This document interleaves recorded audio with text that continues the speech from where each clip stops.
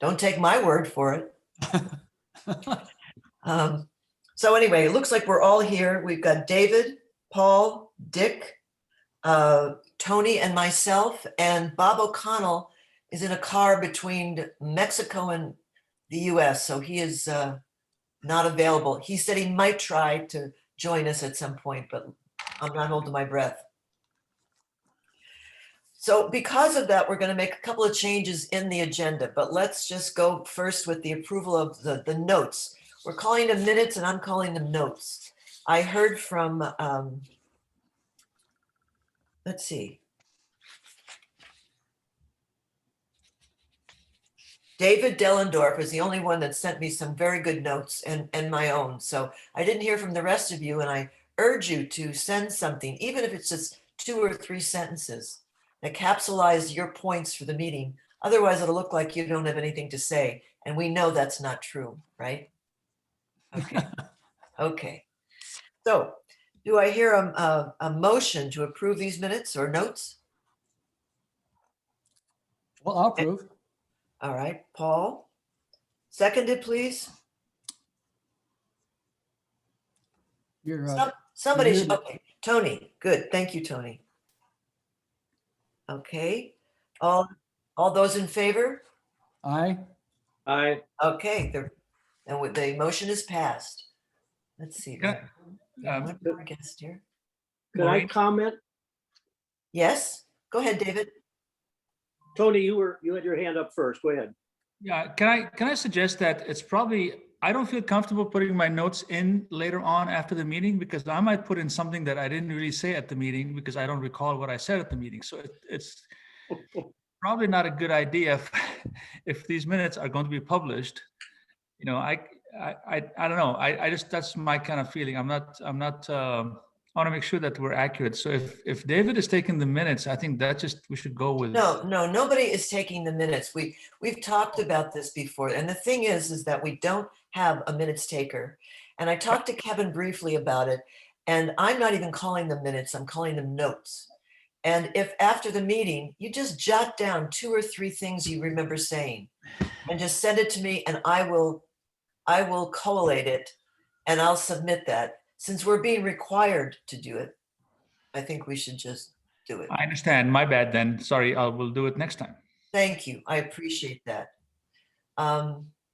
I know that Bob O'Connell was going to send some things. Remember, if you recall the last meeting, he was going to do a bit of a rationale, a finding rationale for our agreement on one of our purposes here, but I haven't heard from him.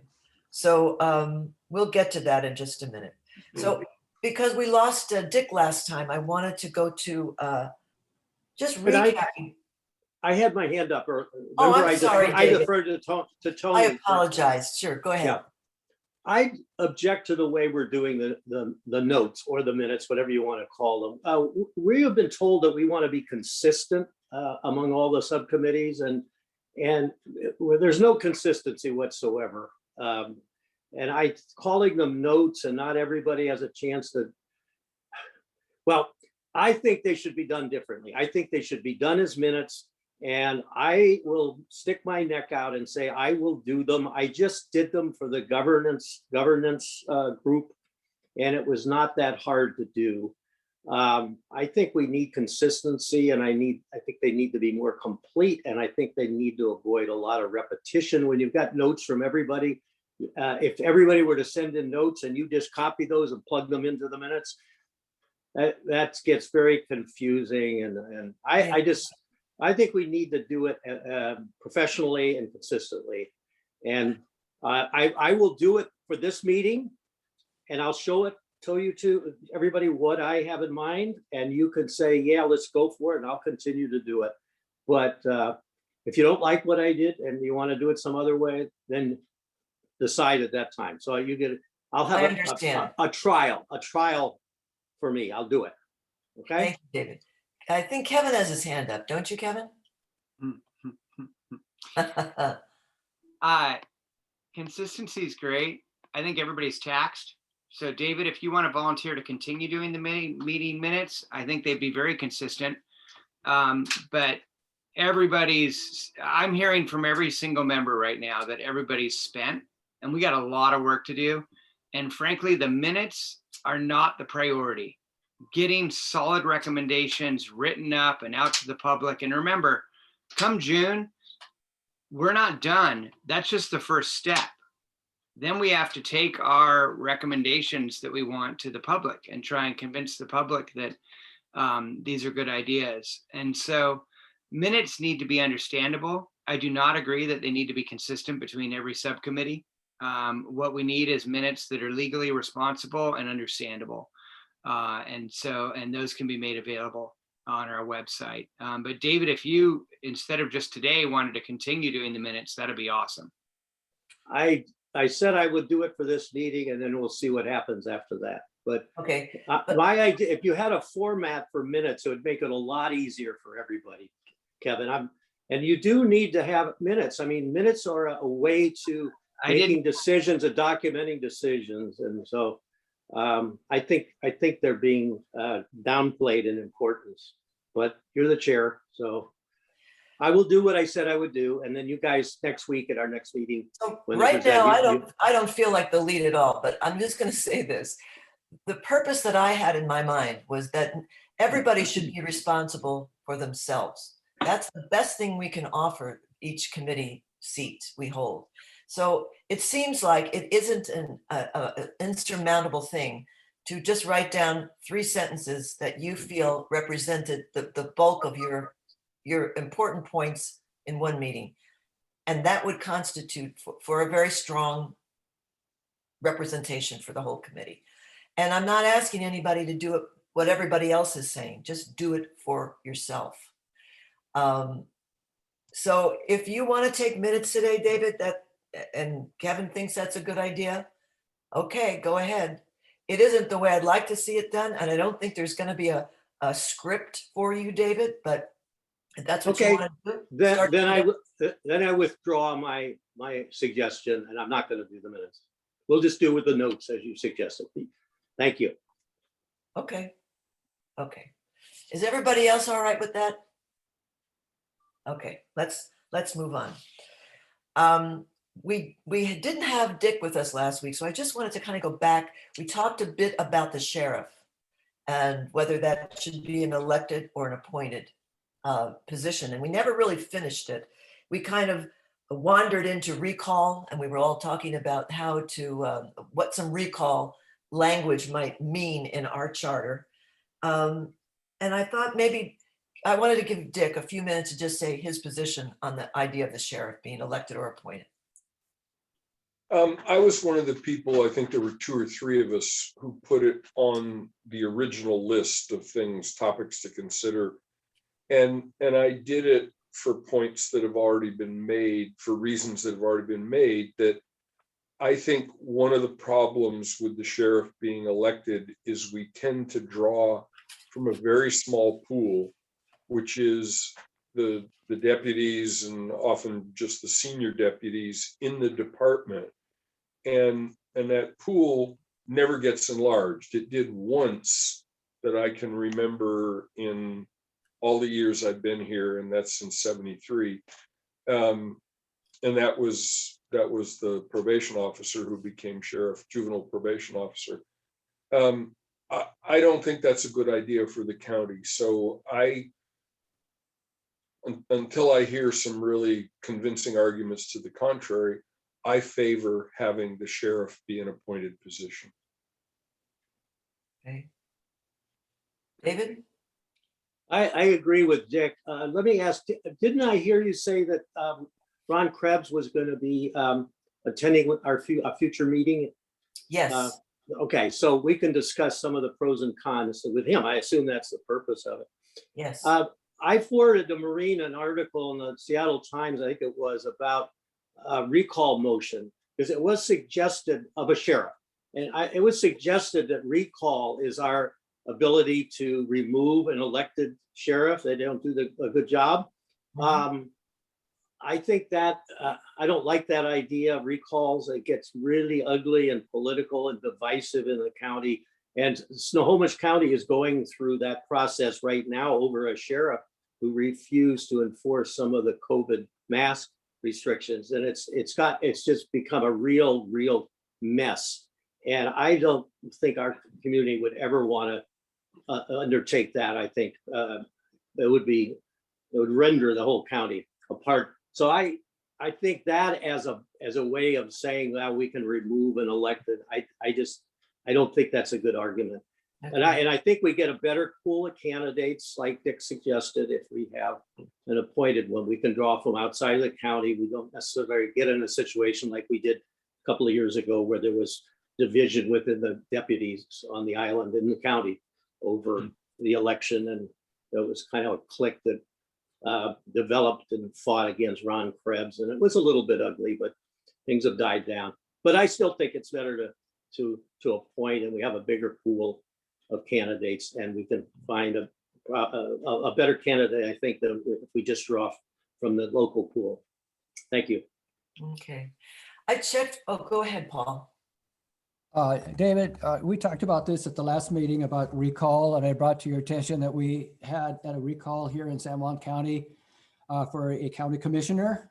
And if you recall, I even told you who it was, and it went through the whole way, and he was recalled. Okay. So that worked. Was it an ugly situation? Did it get really divisive? It's never fun to recall anybody, but I don't know if it was somewhat decisive. I guess it has to be because there's some people on either side, but what that particular person did was overwhelming with most folks that they thought they should be recalled, and it did happen right here in San Juan County. So in our charter, we have a statement about recall that backs up to the Washington State Constitution. And I think, Tony, you read from that last week and read the reasons that recall can occur, malfeasance, et cetera. It's all the usual language. And I think we talked about, was there anything we could add to ours that might enhance it a little bit? And Bob had something to say, but I can't remember what it was just now, but yeah, go ahead, Dick. Well, I think those are two separate issues. Should the recall section be revised or enhanced? That's kind of just an across the board discussion. I think recall is an extreme measure. I mean, it's, again, in the 40 plus years I've been here, it's been used once, and it was very divisive. And the after effects lingered for a long time. And it's an extreme measure. It takes a lot of public resources. I just think that's a crazy solution to the problem, that if we think we want a bigger pool of candidates, we want a way to deal with a sheriff who's not behaving properly, having an appointed sheriff makes much more sense. Yes, go ahead, Tony. I appreciate the conversation, and I mentioned my 2 cents last time, is that I don't see a compelling reason to have a council of 3 members where decisions sometimes could be 2 to 1, where the appointment of a position such as the sheriff's position. Does that mean that the sheriff then becomes not being disrespectful to anybody, but could it be possible that the sheriff become a puppet of the council? And I recalled also the conversation that we had with Ron Sims last week or 2 ago. Basically, what resonated in my mind was, does the council want to be responsible for decisions of a person who is appointed to deal with a department that the council has no direct control over, other than appointing the sheriff? So how do we deal with that kind of a situation in the reality of life? Number 2 is, what is the problem we're trying to solve? That we don't have a big pool of candidates? So, I mean, so what? The extent of issues that we have in the county for all the years I've been here have not been that dramatic, in the sense that the sheriff is doing such a bad job, or we should have gotten a better pool of candidates to appoint, and all that. So I'm not convinced that an appointed sheriff is really the right thing to do for this county. Thank you for. And I do appreciate what Dick and David have said, but I just still, I'm not convinced that that's really what is the right thing to do. Yeah, okay. I just wanted to say, I thank you, David, for that article. I read it and I realized while reading it that that particular sheriff in Snohomish has more than just the COVID regulations to speak for. They're mad at him for a lot of reasons. And I think this was the last straw. I mean, that's what I read it as. Yes, go ahead, Kevin. Thank you, Madam Chair. A couple points kind of to on both sides of this argument. I really appreciate what Dick and David are saying with regard to the ability to have a broader pool of candidates. I also, however, appreciate what Tony's saying, which is, I think I'm on the outside, but the deputies that I know personally, they speak very highly of Ron. The citizens that I should speak about him professionally, they speak very highly of our sheriff. And the citizens I speak to have a good sense of our sheriff. And I would say I knew Bill Cummin way better and felt very highly of him. He was very respected by a majority of the citizens that I spoke to and by his deputies.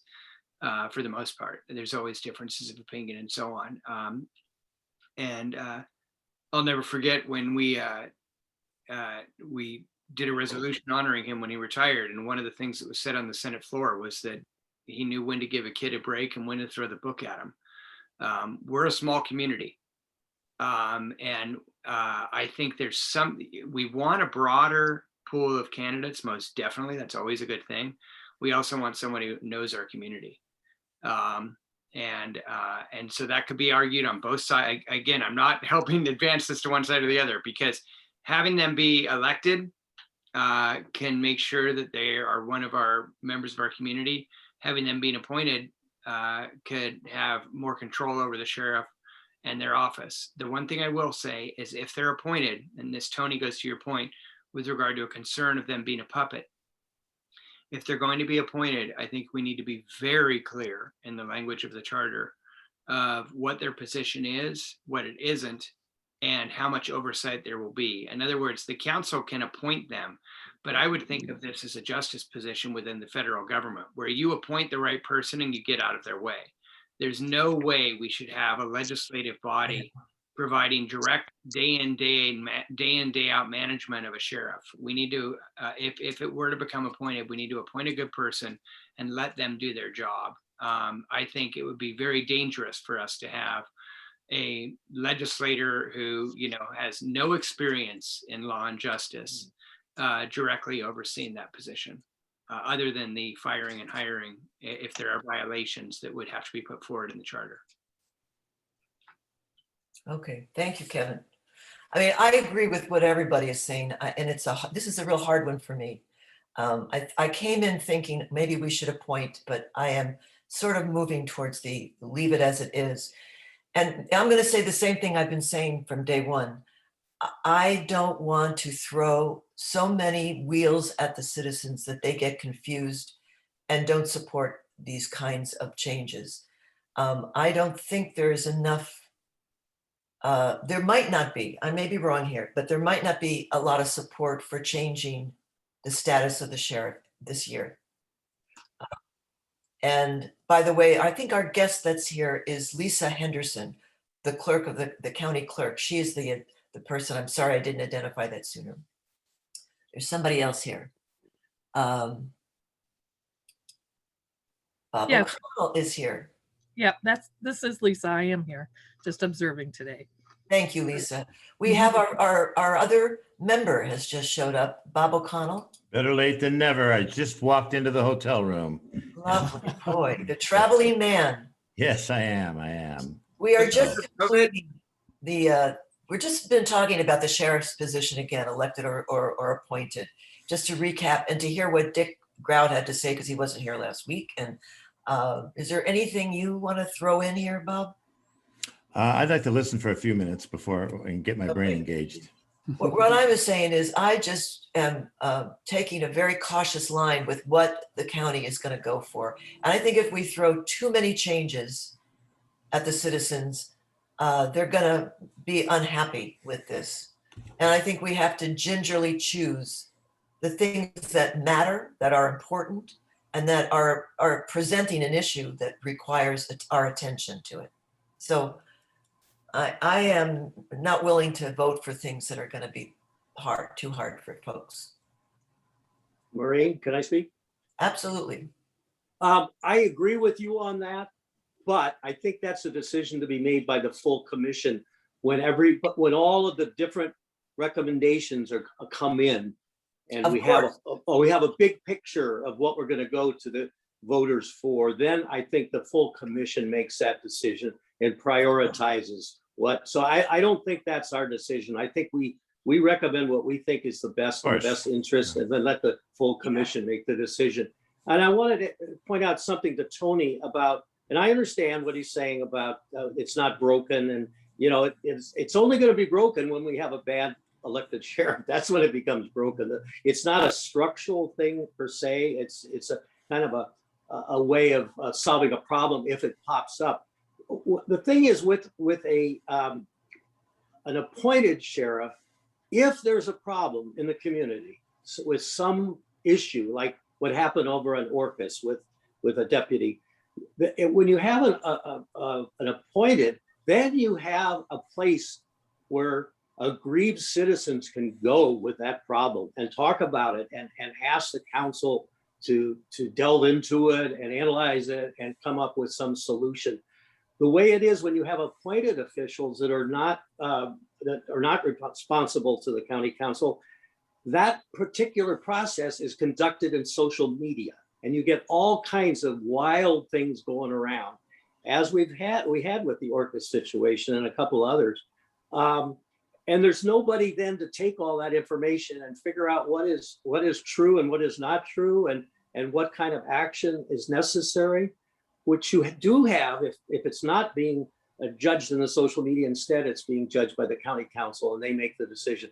But I do also recognize what Kevin said, that you don't want micromanagement of law enforcement. So it's a very tricky situation, and I don't know where I would end up on it, truthfully. I think it's very difficult. They need to have a lot more conversation, and hopefully Ron next week will help us. Kevin's got his hand up. Kevin? Actually, Dick did first, and then I'll go after. Okay, I can't see Dick right now. Okay. So Dick did it before I did. So all I was going to say is, because you guys discussed this once already, the meeting I had to miss, and because Ron is going to come to either speak to us or the full commission, and I'm looking at the agenda and thinking, should we move on?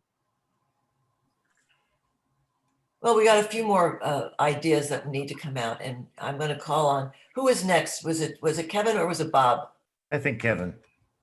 Kevin? So I was just going to say that and David, I think you're making really powerful points in your last statement. Not that your previous statement wasn't also important, but in your last statement, you touched upon something. I'm not sure, however, if elected versus appointed for the sheriff actually addresses your concern. Your concern is, if there's a problem, there needs to be oversight. There needs to be a place for citizens to comment and give their opinion and participate in the oversight. There is another agenda item before the commission, and I can't remember what body this has gone under, which subcommittee is discussing this, but the creation of a law and justice oversight committee. Yeah. Would have members of the citizenship, as well as a member of the sheriff's department, as well as others. And it also, the discussion was that it wouldn't even just be the sheriff, but the full law and justice. So the courts, the prosecuting attorney, and the sheriff's department.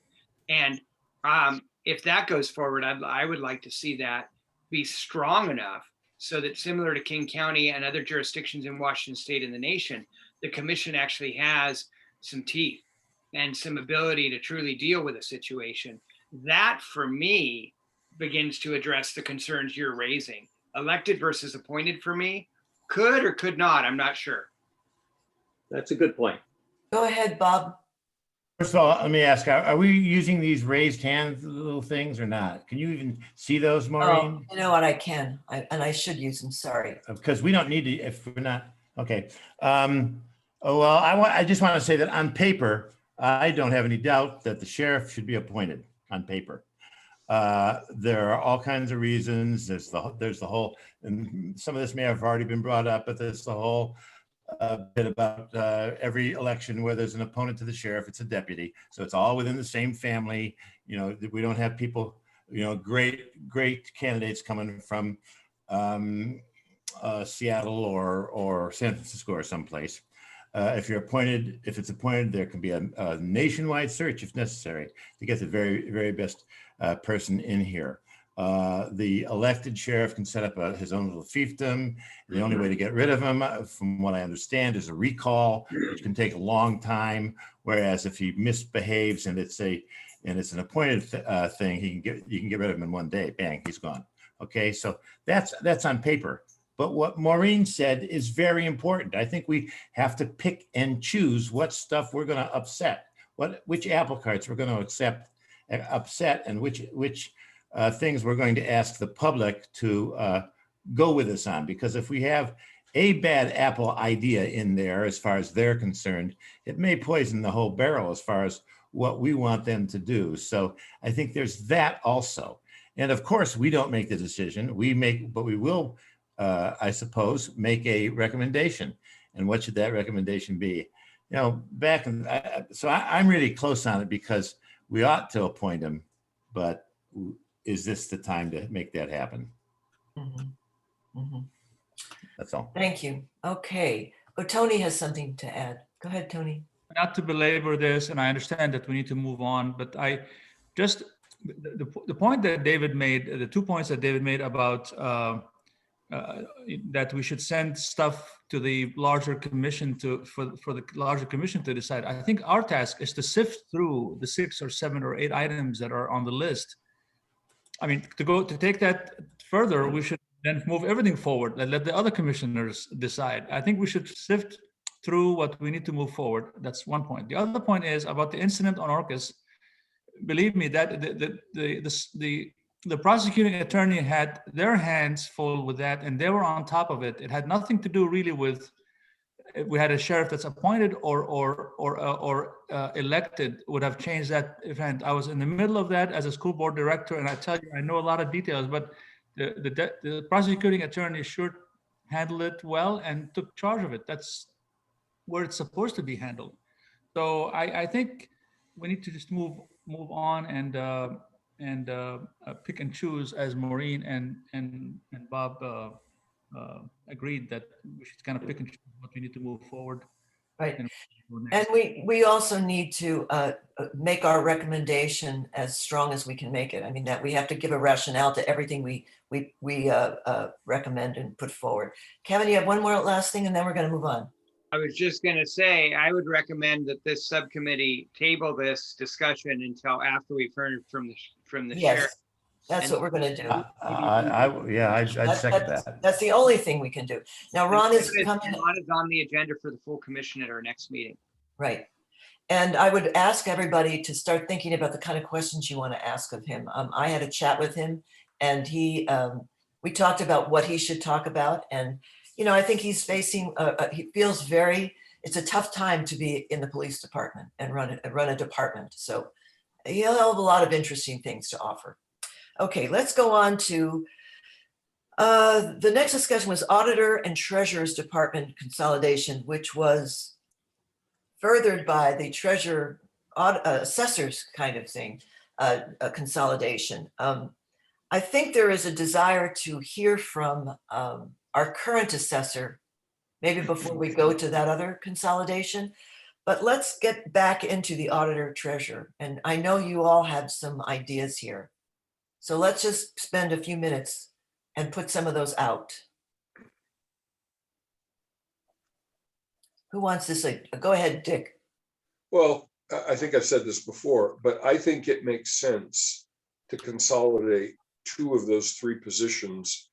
And I kind of had my horizon expanded by Mylene to think that, well, okay, maybe treasurer should go with assessor. So I don't have strong feelings.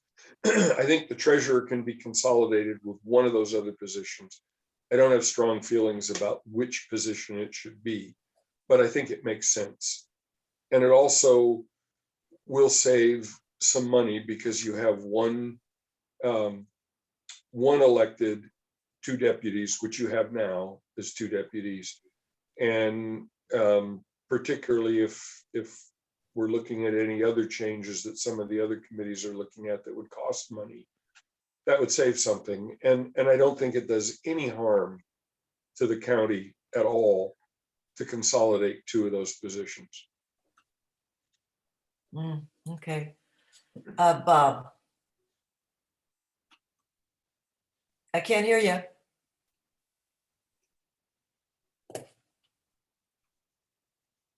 I can't hear you. Bam. There you Now you can probably hear. Okay. I just want to say that I agree totally that 2 out of that there should be a consolidation. I kind of like the treasurer and the assessor, leaving the auditor separate, but not totally married to that. If another byproduct of putting 2 of them together and eliminating one of the positions is that I believe that we are very likely to create a position regarding protection of the environment. And if we do that, and we can tell the taxpayers we are paying for this by putting these 2 things together, and it's going to work, you know. And although it may cost some more, it won't be like creating a whole new position out of left field, because we will have put 2 of them together. Yes, Paul. So, Robert, can you hear me? Okay. If we take a look at what Mylene said, she was talking about the possibility of moving those, one to the auditor, one to the assessor, and looking at the treasurer's office now. Apparently there's 4 people in there, 2 of which work on some of the, what should I say? Basically what the auditor does and works in all those facilities. There's also on the assessor side, as you know, at the time time to send out the tax statements, which I think most of you already got, that's done by the treasurer too. So if we were going to divide, obviously maybe 2 people would go to the auditors, maybe 2 would go with the assessor. However, we got to be very careful that those funds that are currently with the treasurer's office will need to be dispersed correspondingly to the auditor and treasurer, if that's the direction we go. Okay. Interesting. Who has? David. Tony. David, I don't see you. I'm sorry, David. Go ahead. I'm here. I'm having picture problems here. From what Mylene said and Paula said, I think it makes much more sense to look first at combining the treasurer and the assessor. I mean, they work together already. There's reason for them to be combined. They're not in conflict in any way. They're not different responsibilities. It's all part of the raising of the money. As Mylene said, my job is to keep track of how the money is spent. But to combine the treasurer raising money with the auditor spending the money doesn't seem like it's the right fit. It seems like the assessor and the treasurer already work together. So why try to split it out and put it with the auditor? The other thing is we have to address what the cost savings really is. We're making a lot of assumptions. We don't know yet. I think Mylene at one time offered to evaluate cost savings in different scenarios, if I'm not mistaken, and this could be one of them, although she has a vested interest perhaps and is not going to be as impartial as you want, but I have complete confidence in her. So I would think we need to do a little bit of an evaluation. The other thing is we haven't discussed, if you combine the 2, do you still have one person being in effect the treasurer and the other being the assessor, or do you combine them, and which I think is the only way to get any cost savings, that you have one manager managing both functions, and then you have others, maybe a deputy treasurer or something like that, and that would impact how the cost evaluation of the consolidation would come out, because you need to determine what the positions would be in the combined entity and what those pay scales are. And I'm sure Paul can give some, he's already got his hands up. He could probably address that. Bob is before him, but just let me offer this. Mike Thomas said if we wanted to get numbers crunched, we should go through him. And that's Okay, what okay, so I stand corrected. so Bob, go ahead. I loved what Paul said, I think it was Paul that said this, which was, and I'd never thought of it before, which is the idea of taking that treasurer position and not going to the auditor or to the assessor, but taking the functions of the treasurer and naturally parse them out to those two, and that way getting everything done in that way. That makes a lot more sense than artificially picking one or picking the other, but making them fit into the best fit into the other two. So why don't we think about doing that? By that, you mean eliminate a treasurer and just make. Yeah, eliminate the treasurer and take the functions of that department, Yeah. divide it, take the functions of that department and stick them in where they go most naturally between the auditor and the assessor. Then you have two departments left. They're doing all of the jobs, and you've not artificially clumped all of it onto one person, one department, or all of it onto the other department. You know, functionally, that makes a lot of sense. Paul, Thank you. Let's take that one step further. Let's do a kind of what if, do what you talked about, Robert. And we just first say 2 to the auditor and 2 for the assessor. By the way, I'll make a little deviation here. Pierce County is the only county in the state of Washington that has a, they call it assessor treasurer, and that's its official title, assessor treasurer. So I just threw that in. But the physical characteristics of that office, I'll have to look like, for instance, if you can imagine where the assessor is and where the auditor is and the treasurer's in the center, there's not enough room in the assessor's office to take 2 more people in there in a convenient way. It's just jammed the way it is now. So there would have to be some physical changes in order to take down a wall and extend it a little way so you could get more people in there. Maybe same thing with the auditor as well. So you have to, if you're going to be doing this, you got to be thinking about the construction costs to make this all happen. Kevin, I think Tony had his hand up before me, and then I'll go. I'm sorry, I can't see Tony. It's okay. Tony. I can help you keep track, Madam Chair. Tony, and then me, and then Bob. Thank you, Mr. Big Chair. Thank you, Mr. Chair. Chair, for letting me go ahead of the Mr. Chair. Anyway, this one I agree to for the combination of 2 of the offices, and I think it seems to me that assessor treasurer might be the most logical way of going about it. I'll have to defer to others about the details of it, because I don't think our task is to go through the detail. Our task is to agree to one of the combinations, assessor, treasurer, or other combinations. As far as saving the savings that this office will bring, this combined office will bring, I think Mylene alluded to it, where some of the staff members in the assessor's office currently could maybe help in the treasurer's office if they're kind of slow for the week or month, or they could cross-train. So instead of having 10 or 11 in the assessor's office and I don't know, 5 or 6 in the treasurer's office, I'm just picking out numbers. I'm not sure what the numbers are. That's where you could have some savings where there'd be cross-training and they can work together. I think if we were to combine both departments and have everybody there as it is, I don't think there's any cost savings in that, because obviously the assessor / treasurer person in charge is going to have some assistants that will deal with the treasurer side and some assistant that will deal with the assessor side. Right. And so all of those things are kind of great discussion points, but I'm not sure there's really any savings. I mean, we talked about this when I was on the school board. We wanted to combine all the superintendents in the county. Well, we decided that there was really no savings to doing that, because you have to have assistant superintendents then, and then you have to travel between islands. So I would just say leave it the way it is. But if we were to combine anybody, the assessor and the treasurer. Bob? Oh, no, Kevin was next. I'm sorry. Kevin. Go ahead, Kevin.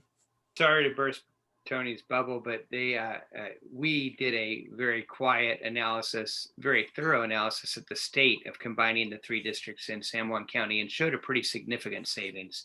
It's not just your superintendents, there's substantial back office functions that could be combined. And it's the same sort of thing we're talking about here, actually. And I raised my hand earlier because, Paul, to your point, one of the things we learned in the last 12 months is that people can not only work not just clustered in one office, but remotely. I think if our county does not adopt some of that, like other locales had even before the pandemic, I think we're naive. So I'm not as worried about the construction costs. At the least, it would be, blowing out a hole in a wall so there's a door. But they're right next to each other. If they can't walk out into the hallway and walk 5 feet and walk back in, there's a problem. So the construction issues are not like they were with the county council, where we had to buy an entire building and build an entire legislative chamber.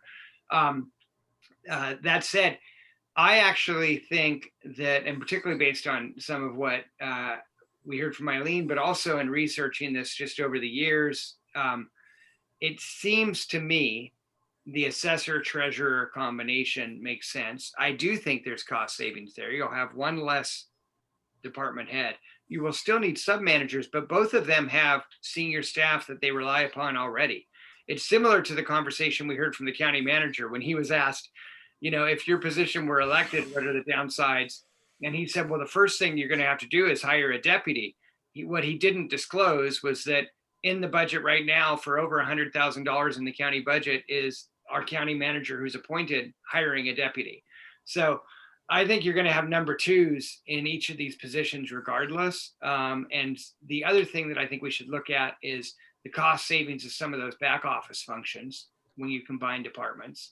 And that leads me to what I feel is really important, which is I think we need the org charts for each of these departments. And I already emailed Catherine just to see where we are, but we need to hear from the assessor and the treasurer the same way we did the auditor and really understand their Oh, yeah. I feel totally naive at this point trying to come to a conclusion. I feel like there could be cost savings. I feel like I'm leaning towards some sort of consolidation, but I can't make an educated decision on this until I hear from them directly and until I've done my homework to really dive into each of those departments. And what we need to look at is each individual position within those departments, what their task is, and then how that may overlap or not with another department. Yeah, that's going to take a lot of time, but I want to just say one thing. The consolation that has been kicked around for years has been the auditor and the treasurer be consolidated, and there's a CFO that runs the whole thing with a deputy. And you eliminate 2 electeds in doing that. So, I mean, that's the one scheme that has been talked about, but never come to any solution. And Bob, before you go, I forgot one point, if I could just make it. Sure. Thank you, Madam Chair. So are we not at all discussing the combination of all 3? Auditor, assessor, treasurer being one? Other members of the CRC. It's all on the table. It's all on the table. Okay, other members on the CRC have raised that with me, and I told them that would be in this subcommittee. So just raising it. I'm not saying I'm there. I'm just saying that, I want to know if that's on the table as well. Yeah. Does anybody have an idea on that? Bob, did you want to weigh in? I just wanted no, go ahead. I'll pass for now. Okay, I think David, you want to say something? Well, I was going to say the same thing as Kevin. We're talking about this because we expect cost savings. So we need to know before we go any further with this, if there's going to be any cost savings. We can't present to the voters of the county an amendment that says there's cost savings unless we have some backup, we have details. We'd say we have cost savings of X based upon XYZ studies. We have to know this. So I think we're kind of spinning our wheels until we get that information. Yep. Kevin? Yeah, I was just going to say, I'm sorry. If Dick had his hand up beforehand, I didn't see it. I'll wait. Did you, Dick? I'm sorry, because I can't get you on my screen. Yeah, I did. Go ahead. So, thanks, Kevin. I think when we're looking at this, if you remember when Mylene did her PowerPoint, she had a little photo of each person and just a few words about their duties. I mean, that was not adequate for what we're talking about, but it gave you a good indication. And I think that's one of the things we need to ask the treasurer and the assessor to do when they talk to us, and maybe get some more detail from Mylene, is tell us, what does each of those people do in some detail? Because that lets us start to get some sense of, okay, how might you distribute these positions? And can any of those positions be consolidated? But I agree, after Kevin speaks, we probably are spinning our wheels here until we hear from them. I just want to say one thing. I'm always amused when an elected gives a report on their department, because they tend to make it sound like they have discovered bread. And it's all so perfect and runs better than it ever has in the history of the world. So FYI, and I'm sorry, was it Bob? But I'm talking about duties. Yeah. Bob? I just want to say that I am persuaded entirely by what Kevin and David and Richard had to say about us having to get more information about each one of those people presenting to us taking down what the duties are, looking at them, drawing back and looking at them. Maybe a subcommittee of this committee could do it, looking at them and deciding which ones could most efficiently be divided up. Because after all, I mean, if you took Paul's idea and you took the treasurer's department, and we don't know that would be right. We won't know until we see this information that Kevin is talking about. But we took the treasurer's department, and we took all the employees of the treasurer's department, and we divided them up to the logical way that they would go to the assessor and to the auditor. And then the only person left would be the boss, and the things that he does, the people that work for him are probably prepared to do also. Then you can eliminate the boss's position, and you have saved money. You have taken those same people, moved them over to two other places, and all of the duties are getting done. The boss's position is gone, and you can use that money to finance another position. That's all. And Madam Chair, you've got me, then Paul, then David. Kevin. Okay, I wanted to respond to something that was said earlier. While cost savings should most definitely be a priority for any of the decisions we try to make, particularly for this, it can't be the only issue. If we're solely doing this for cost savings, you've got a problem. I think we should be looking at, are there opportunities for efficiencies? Are there opportunities for cross education and cross experiences between the departments that maybe don't happen now that could if they were actually consolidated? So I would hope that there would be a number of different beneficial factors that we would consider when going into this. The other thing I was going to say is that while we have our clerk here visiting, I'm not sure, but I know you got 15 minutes left or something on your agenda. Yes. Maybe allow her to speak to her department too. But you've got Paul and then David. I think we'll have her ask her to come back for a pointed conversation. But anyway, who's after you, Paul? Paul and then David. Paul. So if you remember in Mylene's talk, she also talked about the computer systems between the auditor and the assessor's office. And they are not compatible. They work fine for each of the departments, but they don't commingle. So if we did anything with either one of those, they would need to be able to come into those particular department computers. That's very important. Last thing is that if these people are going to be taking on more responsibility, they should be paid for it. I believe that those salaries should go up. And we're talking about that in operations, so you'll hear more about that. And who's next, Kevin? Was it David? David Dellendorf. Go ahead, David, because we're going to move on to another.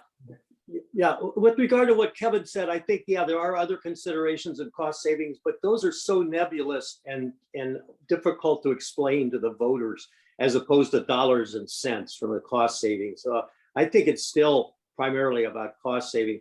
The second thing is with regard to what Bob said about getting this information and then we evaluate how to move people around. I don't think that's our pay grade. I think that is something we would really struggle doing. I would not feel comfortable doing that. What I think we should do is ask those individuals, the auditor, the assessor, the treasurer, to move the cards around, move the players around the way they see a best way to combine the two. Not for us to do that, because we don't have anywhere near the depth of knowledge, even if we have a job description from those individuals to do that ourselves. I think that's just beyond the scope of what we're capable of doing in the period of time we have. Thank you. Okay, Kevin? Yeah, just one point to that. If we don't do it, it's not going to happen. I'm sorry, but if we go to the assessor, the treasurer, and the auditor and say, hey, put forward a recommendation for how to consolidate your departments, and it's not mandated, forget it. Yeah. It's not going to happen. So I'm sorry, we're going to have to do our homework. Look, if we want to take on some of these big issues, we're going to have to do the work.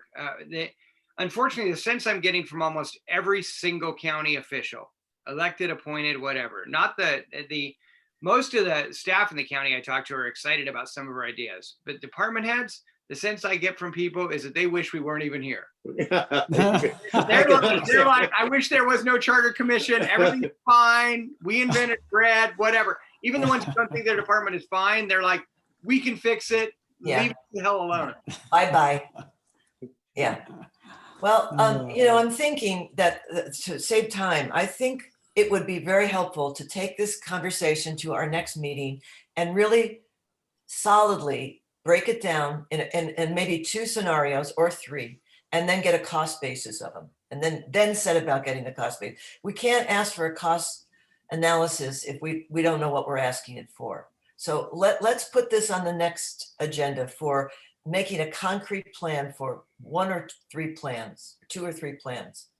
Does that sound like you want to do that? Maureen? Yeah, I think that's, yes, Tony. I think that's a good plan. I think if we can present Mike Thomas an idea that his office can evaluate the costs and the financials. One combination would be treasurer, assessor, and one combination would be all 3 of them. Right. And maybe come back and just evaluate from an independent source. He is currently an appointed position of the county, and he has the budget items under his control in a way that the spending of that, so he can come back to us with evaluations and Right. recommendations of the Right. costs. That's Right. good. I agree. I think that we'll just put our minds to setting up a couple of scenarios, and then we'll get a figure on it. That sounds good. All right, let's put that down. Bob has his hand up. Sorry. I'm sorry, Bob. Go Oh, ahead. yeah, very briefly, I think that we can proceed. I think that we can proceed in this way. Have people come in and give us the information that we need. And once we've heard from all of them, I think, Madam Chair, you might want to consider appointing a subcommittee of, say, 3 people, because this is one position. We have a bunch of stuff that this committee is working on, and this is one position. If we had a subcommittee that was just going to work on the combination of these 3 offices, after the whole committee here has gotten that information, and then report back, that might be a good idea. But as I said, just to consider it anyway. Yeah, I think we should consider that. But one of the things I want to get to today, I want us to take out the points of discussion that I attached to the agenda, because I want us to see the whole picture here of what we are required to do, what this committee is required to do.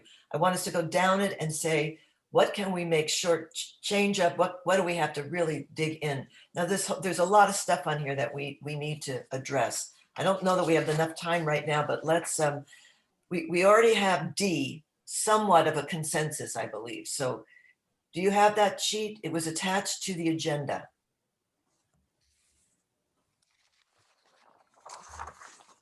Do folks have it? I took all of the items off of the spread. Maureen, you might have to just read them. Okay. Just say what it is, and then we can just say. And to think nobody thought that this was their favorite committee. I can't believe it. What were you guys talking about? Tony's got his hand up. Maureen? Yes, Tony. If you want, I can share that document on the screen. I can do Yeah, that. that would be great. Thank you. Or I can read it, but that would be even better. Is that the one? It's right there after the agenda. It's the next page. Is I that the know. one you have in mind? Yeah, this is the one. Okay. I don't know whether this is the yeah. Yeah, we can use this one. So we The first one is one we've already talked about. It was our first meeting. We talked about the pros and cons of elected versus appointed. We might not have gotten that down to a science, but we did move through a lot of stuff. The second one is about minimum qualifications. And this is something that I know Dick Rout has been very good at articulating some of the concerns here. But if you listen to what Mylene said, she points out that the auditor did not really need a designated set of credentials to accomplish that task. So each of these areas that we're talking of consolidated have a different factor of qualification. So let's keep that in mind. But are we interested in adding clearer language? I mean, we talked about the council, but have we talked about other?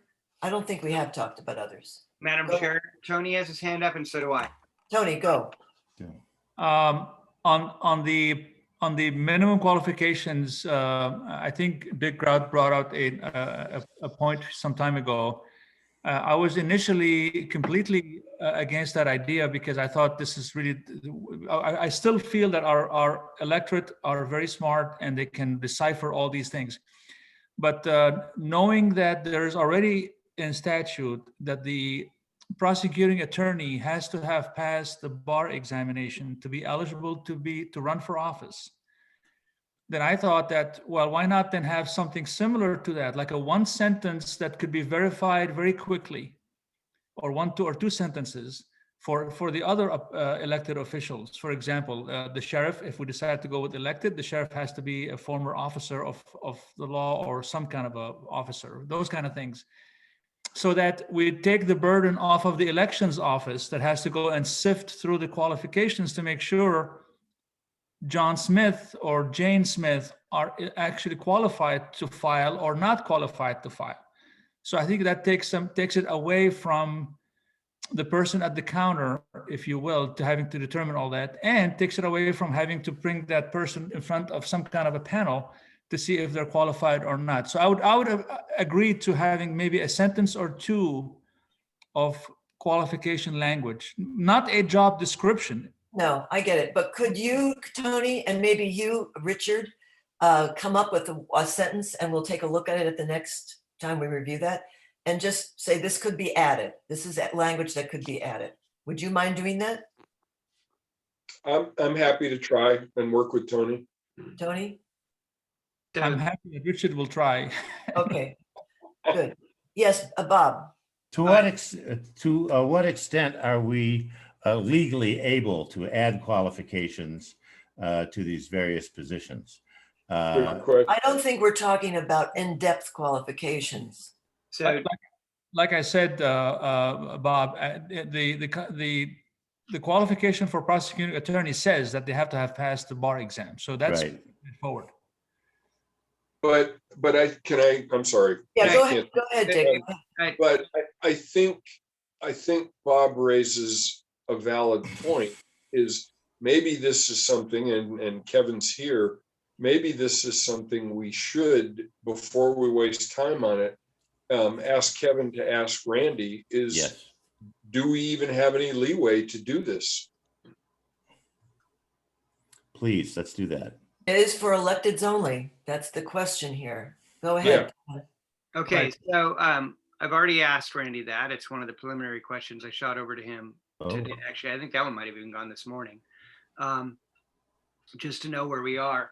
And I will state that I'm a little concerned about this for two reasons. One is because I have two experiences with elected officials who I thought did just an incredible job, who when they came into that position had no experience in that position or very little. And one, Dick, you mentioned our previous sheriff, who was the second most tenured sheriff in the state. When he came into being sheriff, had probation experience. And then we had a Senate Transportation Committee chair who served in that role for over 10, 15 years or something. And she was fantastic. And before having that position, she was a hairdresser. So I think people can learn skills, but my second point maybe is more important, which is I'm thinking of this the same way I used to write statute, the way I would write a law. You need to be very specific. And when you start to list, like for instance, if you said the auditor has to be a CPA, well, as Mylene mentioned, there's a whole lot of different financial experience you could have that could qualify you for that position. Right. We're going to have to list every single one of those, or we say this experience or equivalent, and then it's up to somebody else to decide what equivalent is. And so I think this is just a slippery slope where I think the argument for qualifications is good. Putting that in the charter and therefore having it interpreted legally by the elections department of San Juan County, I think is going to be difficult. And I apologize, I have a hard stop right now and I've been taking minutes. So I'm going to send you guys the minutes I've taken so far, and bye-bye. I'm expecting that. Thank you, Kevin. Thank you, Kevin. Maureen, thank you, Kevin. Yes. I mean, that's Tony. Maureen. Yeah. Thank you, Madam Chair. I mean, that's exactly the point I was making way back. I just wanted to, that I don't think it's easy to do qualifications, but just to kind of be a good neighbor and you know, if we were to move this forward, I wanted to be part of the group that moved it forward. I would agree to a small qualification sentence, but I do totally agree with Kevin. This is really a difficult path to take. There is only one section in the charter that speaks to qualifications, and it's about the council. And it's one line, and it's hardly worth mentioning. So there is a possibility to add simple sentences that just say something that better. I'm sorry, Bob, go ahead.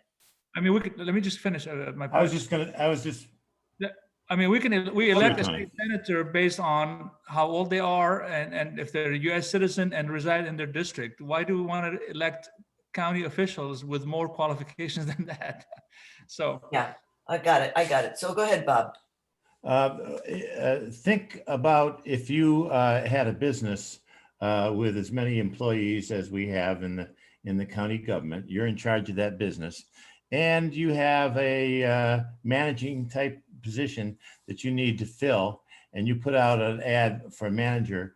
What are you going to do? Just look at the guy, see if you know him or don't know? You're probably gonna have some minimum requirements that you have in mind.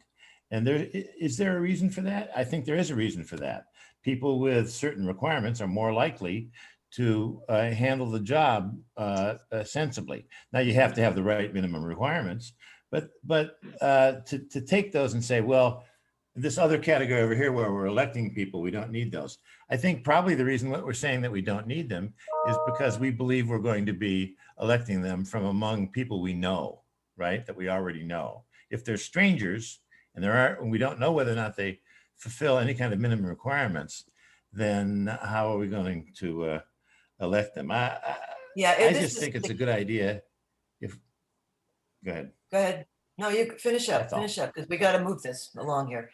There's a lot. Yeah. I'm done. It's really tricky. It's a tricky thing. I think we have to be careful. We're not going to get through this list, but I do want to just say that on the county health officer, I don't think we can do anything with that. I think we just want to maybe take a pass on that one. What do you think? I don't think it's our job to pick the county health officer. Yeah, I don't think we should touch that. Let's just, shall we just move to do that now, to take a pass on that now, or do we even need? Yeah, I mean, I think we can absolutely, if you want to just take it informal vote.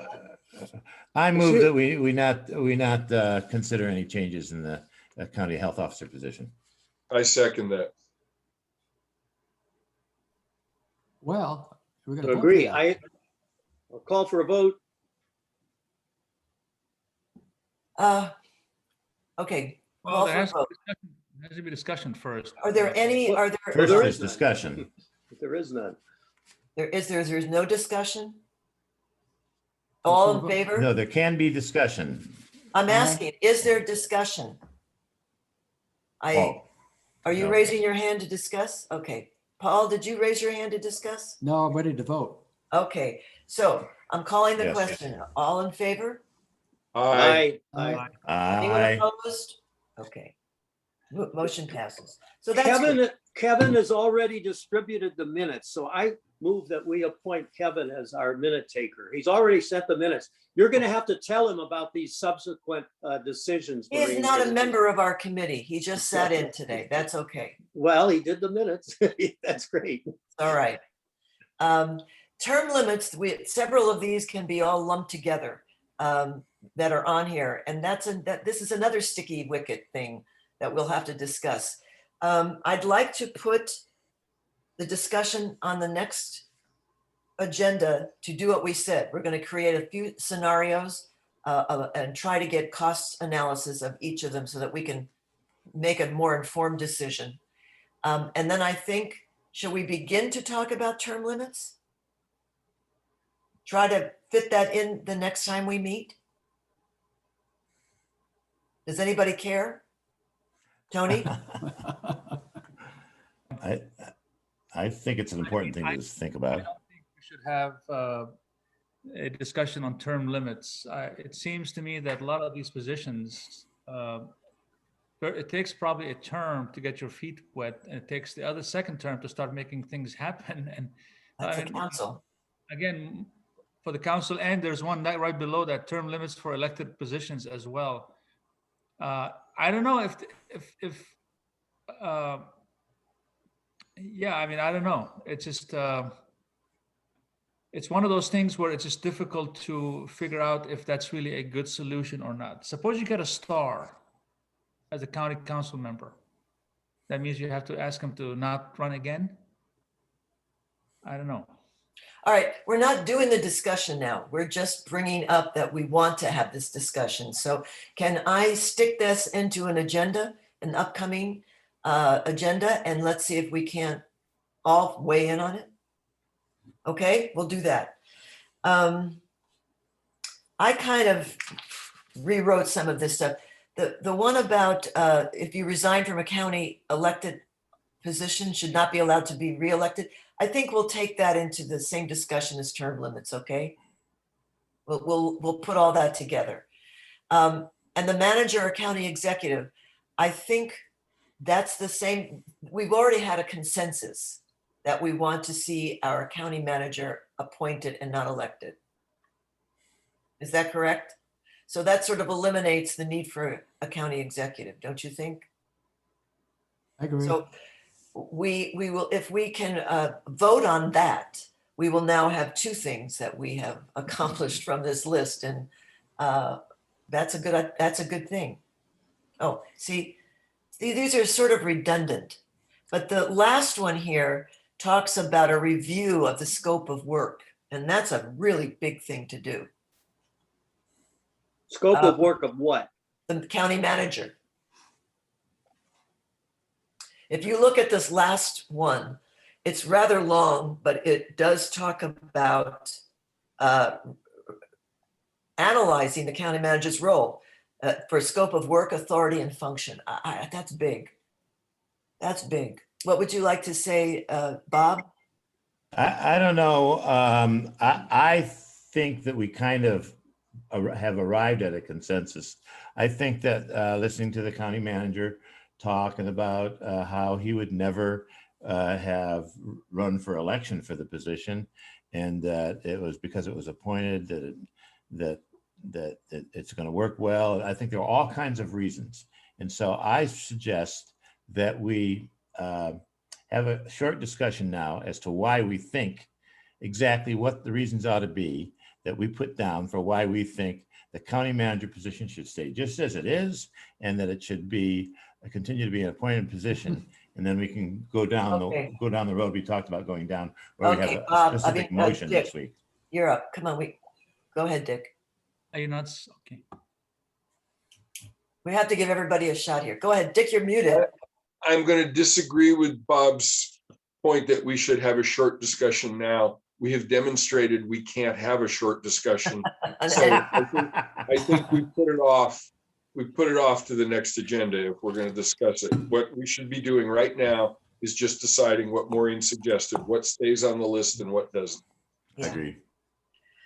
Can I comment, Marie? Sure. Tony's next. I'm sorry. Go ahead, Tony. There were two items in this section, Maureen. Which one are we talking about? Are we talking about the elected versus appointment of the manager or the duties? I think the manager versus county executive and the last one sort of run into each other. We've already decided that we haven't voted on it. We have a consensus that we want the county manager appointed, not elected. So the second part of that paragraph is the idea of drilling deep into the duties and all that. Is that correct? It is.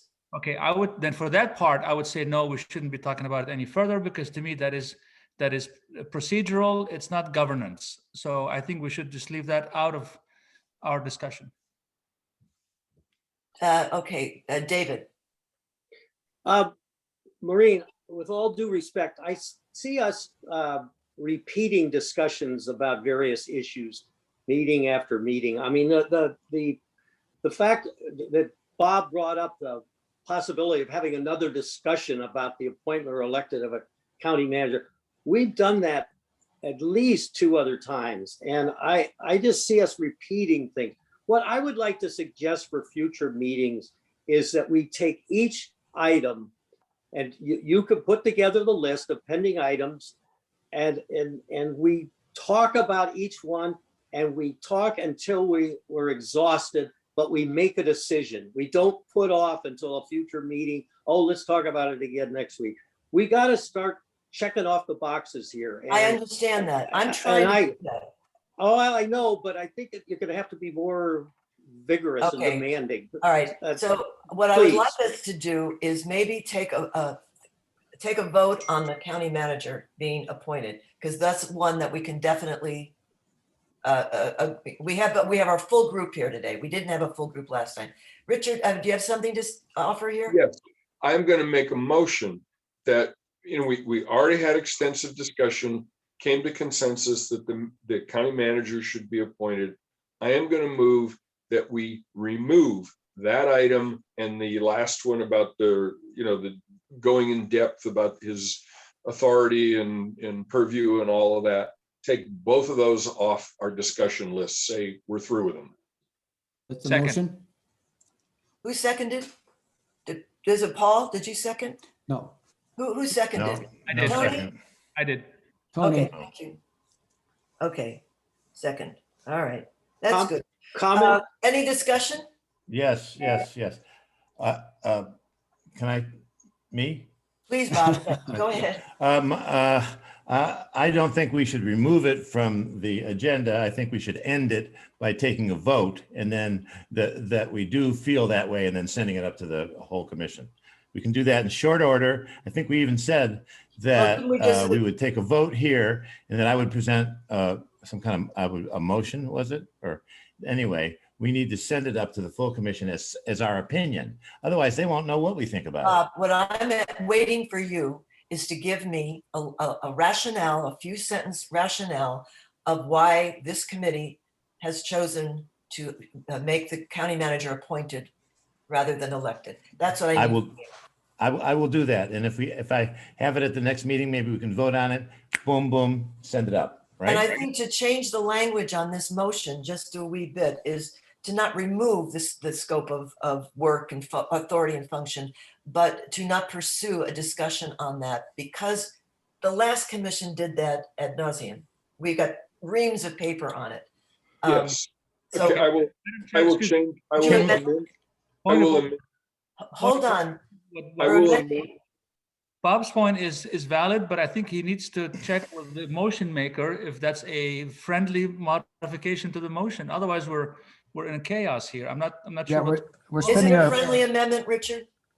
I will amend the motion Friendly amendment. if my second will support it, to say instead that this committee end discussion of whether the manager should be appointed or elected. We reached consensus that position should be appointed, and that we not pursue discussion of the authority, scope of work, and whatever that says of the manager's job. That we not pursue that. And that is what we would be recommending to the full commission. I still support this. I still support the second. Okay, thank you, Okay, Tony. can I comment, please? Yes, I don't like that wording for a couple of reasons. One is what we are deciding to do in this committee is to recommend an amendment to the county charter or not. And I would suggest a friendly amendment that the wording be instead, after discussion, we decided not to suggest an amendment to section such and such with regard to whether or not the county manager should be elected instead of appointed, period. That's because that's what we're all about. We're about deciding whether or not to suggest an amendment to the charter. That's what we're deciding on. The second thing is, no, I don't like the idea of Dick's motion saying we remove from further discussion. It's something that I want to have the freedom in the That's not future what to he bring said. up.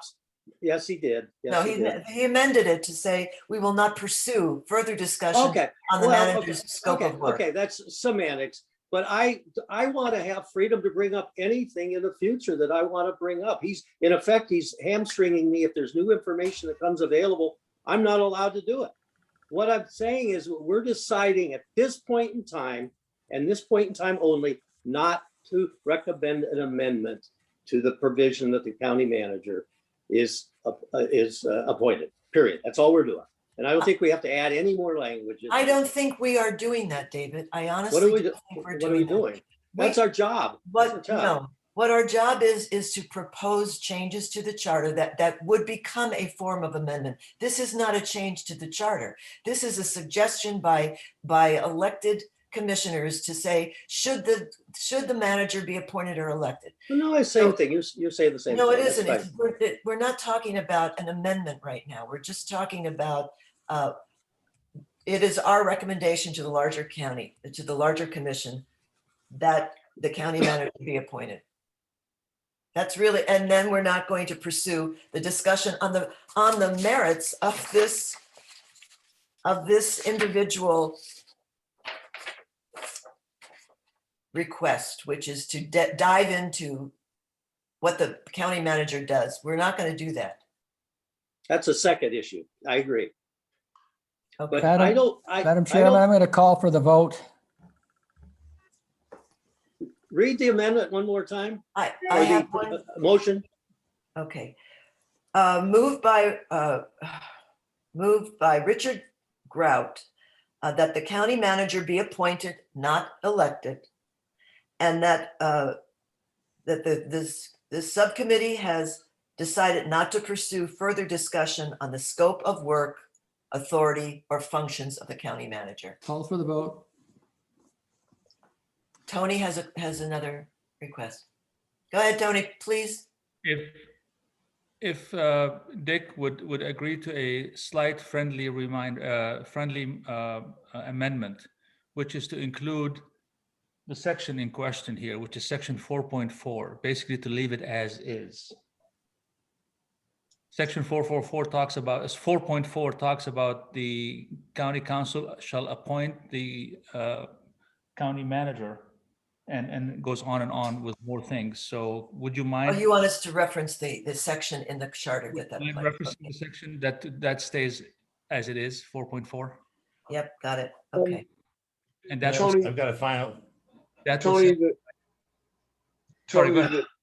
well, let me respond to that. Tony, the reason I'm not inclined to do that is I think, to pick up on David's point, farther down the road, we might decide there are other things in that section that maybe we ought to consider.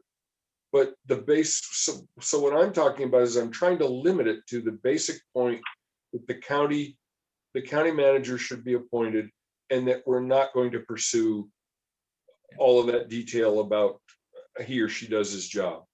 Madam So- Chair, sorry, Dick, I'm withdrawing my friendly amendment. I see what you're saying now. I get it. Okay, Call for the question. Okay, Bob has got his hand up. I've got to call him. Yes, Bob, go ahead. Make it quick, Yeah. please. Just very briefly, this doesn't have the substance of it. I just want to know, this appears to replace what we were talked about last time, which is fine, about me preparing a motion. Sounds like we just did it. And that if it passes, then Madam Chair, you would be reporting it to the full commission on Wednesday when you have your go around. You'd be reporting it saying, this was our recommendation, right? I already did that. I did that last time. But we need in addition, what we need in addition to this is a paragraph of our findings, why we got to that. That's what you said you would write. Okay. Okay, well, we can talk about that, you and I, maybe separately, okay? All right. Okay, calling for the question here. What the motion's on the table. Let's call the question. All in favor? Aye. All in Aye. favor of the debate ending you're talking about? His Of the motion. Of this motion that has two parts to it. Okay, skipping over the, okay. Dick's motion. Well, what- All in favor, say aye or raise your hand. I got 1, 2. Anyone opposed? I'm opposed because I think it's confusing what's in this, what's in this motion. You just added in about the second part about analyzing the responsibilities of the county manager. Dick, the last time he read it, didn't say that. He said it was two things. It was appointed versus elected and not pursuing this issue further. So have we added back in the issue of Madam Chair, excuse me, I need to interrupt this. Point of order, the motion is made and there's a second and we have a vote. There's no more discussion. We're Yeah. done. I agree. We're Motion done. passes. Motion passes. All right. Okay, let's wrap this because it's way past our time, I believe. Yep, we are. The future topics, I'm going to add what I've already told you I'm going to add in. Is there any new business that we need to tend to? May I say something? Sure. I want to thank everybody to come on a Sunday afternoon to have this meeting. Thank you. Thank you. Thank you for coming. May I have a motion to adjourn? Yes, so moved. But technically you don't need a motion to adjourn. You can just adjourn the meeting. I Get up can? and leave. All right, we're out of here. Thank you all very much. Thanks, everybody. And I tell people that I've got the good-looking guys on my commission, and where you didn't even say it was your favorite group. Can't even believe it. I'll have to change my. This is a great group, I'll tell you that, and I mean it. Well, This is some good brains. I agree. Thank you. Bye, Thank- everybody. I know. Let's go. Take us off the Recording record. Yep, there you go.